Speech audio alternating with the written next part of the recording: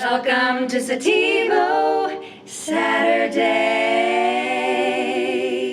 Hey guys, I'm Magnolia, and this weekend we are going to party with a Peachy Piña. To start with the liquid Alchemist ginger, 1/4 ounce, 1/2 ounce peach syrup, fresh squeezed lemon juice, 3/4 ounce, and we will do 1 full ounce of some fresh pineapple juice, a dash of orange bitters, our new El Sativo Reposado, 2 ounces. Going to shake some ice, grab a Collins glass, fill it with ice, fine strain, garnish with a pineapple leaf and a grilled peach. Peachy Piña.